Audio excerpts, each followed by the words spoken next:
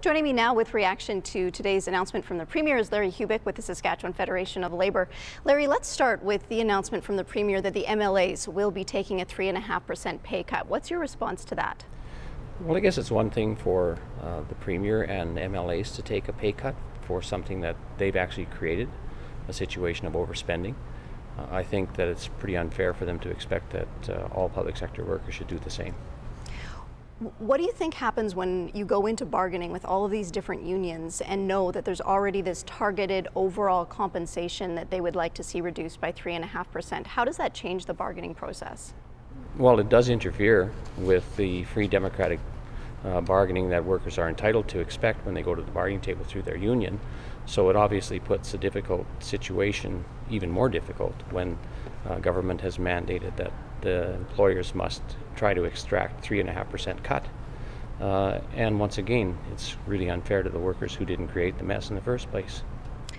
The Premier has said that one of the biggest chunks of money that is spent of taxpayers' money is on compensation for the public sector. So they see this as an opportunity to do some of the reduction that they need to do to tackle this massive deficit that the province is facing. Do you have an idea that you think would be better, as a better way to tackle the deficit? Well, certainly there are other expenditures, and if the Premier is saying that the biggest chunk is salaries, I would question that. The government has increased their spending by 100% since they were elected, and certainly workers haven't received a 100% wage increase over that 9-year period. I think that government could reduce some of their expenditures on the privatization side.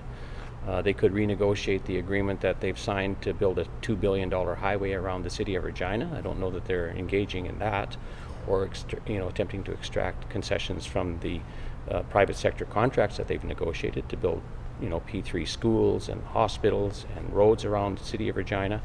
There's lots of places where they could find some savings, I think. So to expect workers to pay, I think, is unfair.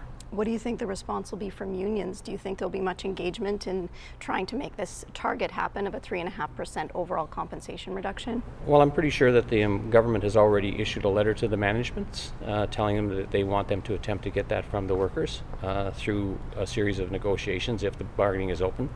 They can't simply open a collective agreement.